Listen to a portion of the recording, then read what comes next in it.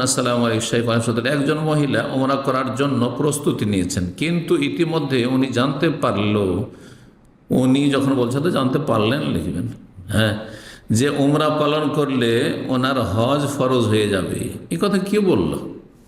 এই ফতুয়া জাহিলদের ফতুয়া। এটা উমরা করলে হজ ফরজ। সৌদি আরবে অনেকে আসছেন প্রবাসীরা, অভাবী হয়ে ঋণগ্রস্ত হয়ে ফ্রিতে ইসলামিক সেন্টার উমরা পাঠিয়ে দিল, অথবা কোনো উমরা অফিস উমরা পাঠিয়ে দিল, তার মালিক উমরা পাঠিয়ে দিল ফ্রিতে, অথবা 100 রিয়ালে উমরা করা যায়।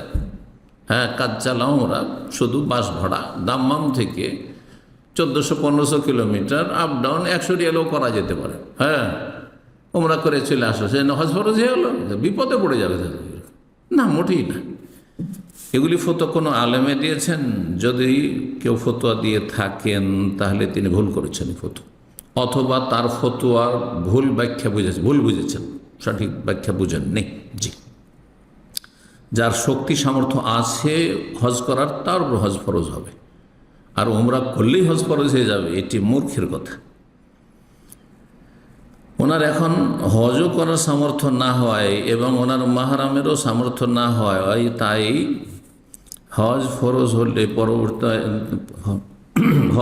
হলে পরবর্তীতে যদি উনি হজ না করতে পারে তাহলে তো ওনার ফরজ আদায় হবে না। যেমনটা বললাম, ফরজ হওয়ার জন্য যা শর্ত রয়েছে তা হইতে হবে। এখন উনি সিদ্ধান্ত নিতে পারতেছেন না যে উনি কি উমরা করতে যাবেন কি না উমরা করতে যাবেন।